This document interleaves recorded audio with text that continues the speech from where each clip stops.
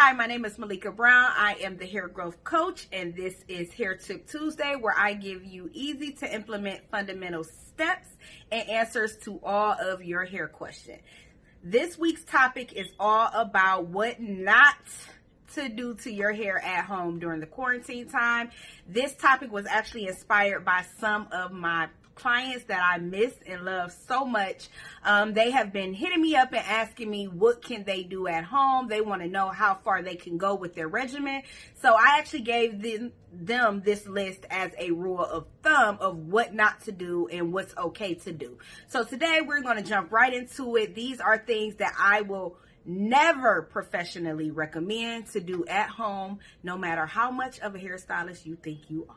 Okay, the first one is trims. Okay, this is a big one. You should not be trimming your hair at home, sis. Okay, and it's not so much as, we can go into the shears. Number one, scissors and shears are two different things, two totally different things. Your house scissors that you use to probably cut paper and other things around your household, the blades are a lot thicker, okay, than the shears that we use behind the chair. A lot of professionals' preferences is to use steel, like Japanese steel. Those are the more high quality shears, and they're very lightweight, they're very sharp, and they're very precise. That's something that you're not going to get with you just found a pair of shears in your scissors in your drawer and you're going to use them to cut your hair. The blade is very thick, which can actually cause split ends to the hair, because when you close the blade, it doesn't make a clean cut. It actually bends the hair like this. Okay, so make sure that you guys are not using regular house scissors at home. The second thing is, what makes a great trim? Not only going in and making sure that all of the split ends are off and everything, body position. Okay, as your stylist, when I am standing behind you, I have total control over my body position. That plays a major role in how your hair is going to look once the cut or the trim is all the way done. Okay, even me at home, and most professionals that I know don't even trim their own hair. I know that I don't, because at home, if I don't want to go just around here and I want to go into the interior, look how uncomfortable I am. My hand is turned. I'm trying to get my hand to grip the hair at the right angle. I may mess up and cut more off than what was damaged. And also, you got to think, wherever you pull the hair out, that's where the hair is going to fall. So you don't want to risk having a very choppy trim because of your body position, okay? And if you're not a hairstylist, you're not even going to be thinking about those body positions. You're going to lay your hands wherever they rest comfortably. So we want to make sure that we stay away from trims, guys. I'm telling you, there's a difference also between a trim and a cut. If you have never been getting your hair trimmed, and all of a sudden you trying to wear your natural hair at home and you're like, hey, I'm going to trim my hair, you may need a cut. So don't go anything. I'm telling you, you're going to be upset with yourself if you have to take off way more length or have a stylist correct a bad trim or cut. Okay. Second thing is, stay away from box hair color. Okay. This is like one of the biggest client embarrassments. They don't want to tell their stylist that they use box dye. But some of you guys swear by box dye. And the issue that I have with the box dye is the lack of control that you have on it.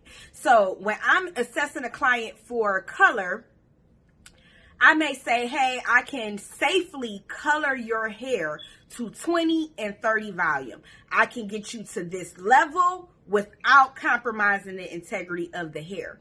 When you are buying a box dye, the hair color is already formulated. It's pre-mixed. You just need to add the developer into the actual color to make it activate, okay, so you can apply the color. Box color has very strong amounts of hydrogen peroxide in them, especially when you are going towards the blonder ones. You ever notice you can put it on and it comes up so fast? That may be 50 volume. 50 volume may be damaging to your hair, okay? And 50 volume for sure is damaging to your hair. Let's be clear. But that's what I'm saying. You don't know the strength of it, and that may not be the ideal situation from your hair, okay? Color damage is one of the hardest things to come back from because it is a chemical and it breaks the hair shaft all the way down. I had an experience years ago where someone put a 30 volume on my hair when I was relaxed, okay? Needless to say, it took me like 6 months to repair my hair back. Thank God it wasn't falling out in the bowl and all of that stuff, but the health of my hair was so compromised because the developer was too strong for what my hair was doing at that time. So don't let that be you guys. And also too, color correction is very expensive. If you think that you can skip out on a professional colorist and I'm going to color my hair at home, when you jack it up, you're going to have to go for a color correction. And those are 10 times more likely more expensive than if you had to let that professional work from the beginning to the end. Uneven application. This is one of the things that you pay your colorist for, okay? Even application, guys. Most of the time, even if you can do your hair at home, you're like, oh, I covered my whole entire head. I guarantee you, if I part your hair and go down part by part, there are going to be some spaces that are under processed, and there are also going to be some spaces that are over processed.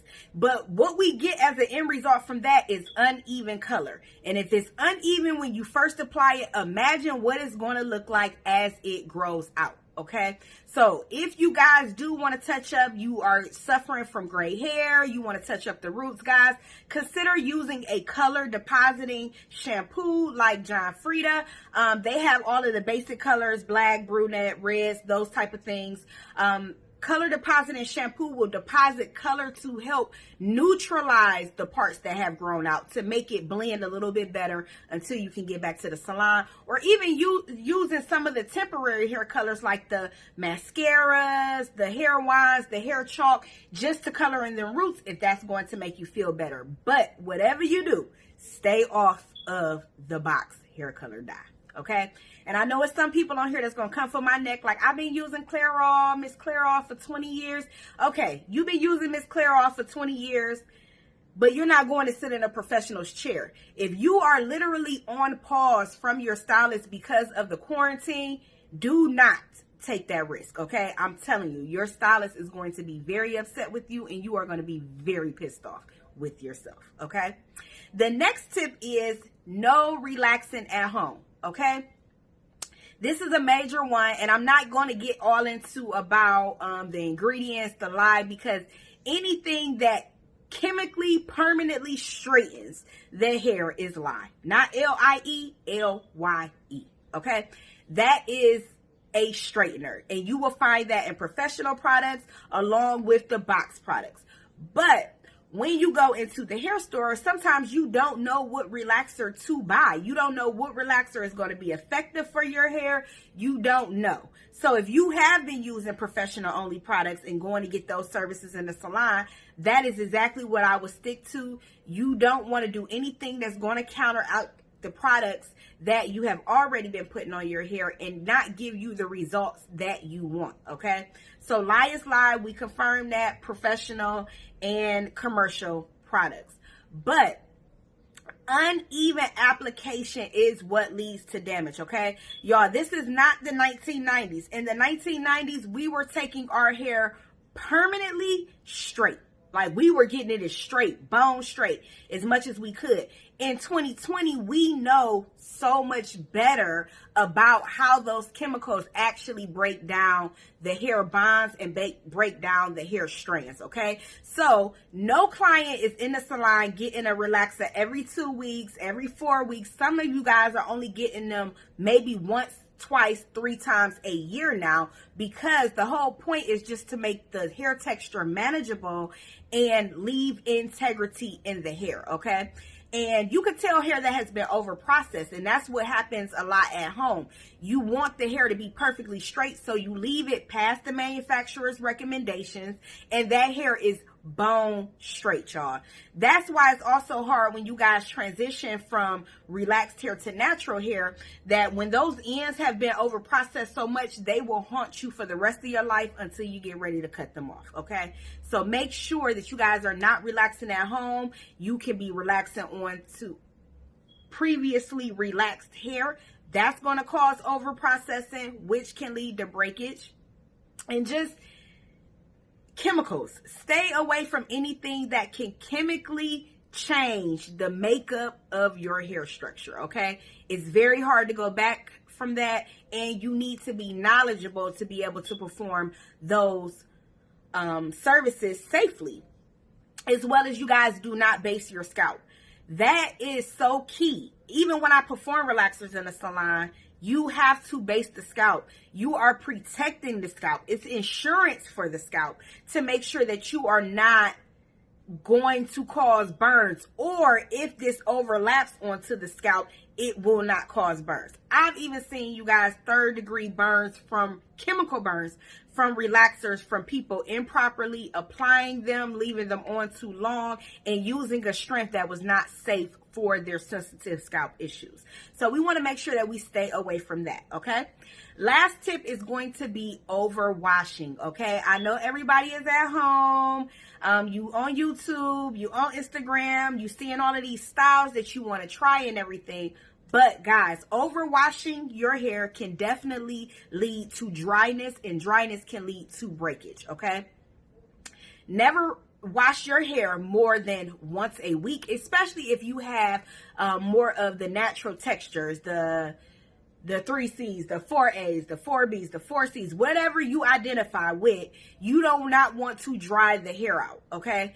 And that can dry the hair out. And not only drying the hair out, you will start to dry the scalp out, okay? If you do not have a healthy scalp, you do not have healthy hair, okay? And over cleansing can definitely make the scalp angry. So we want to make sure that we are keeping the hair and the scalp clean, but we want to make sure that we are also giving the hair what it needs and keeping it moisturized, and not doing high tension hairstyles, and not over manipulating the hair by just constantly playing in it and constantly messing with it, okay? If you guys follow these tips, I promise you, yes, we all cannot wait to get back to the salon, but I promise you, you will not see any damage, as well as you may even see some growth just from leaving your hair alone and just following directions, okay? Do not get caught in I call it the windstorm. The windstorm of beauty products, the windstorm of beauty ads, guys. Leave the heat alone. You can go a couple of days in your house without putting heat on your hair. I promise you, okay? Just try other things that are done more non-invasive than trims and box dye and relaxers. This is not the time for that. The time is to just maintain a healthy hair regimen while you're at home. Reach out to your stylist and ask for product recommendations, and just be diligent about being good to your hair. All right, guys, so I want to make sure that you guys are able to connect with me. So if you have a hair question, please message me at info@thehairgrowthcoach.com. You can also purchase the ebook, The Hair Growth Blueprint, at www.thehairgrowthcoach.com. The link is in my bio, and I will see you guys next week.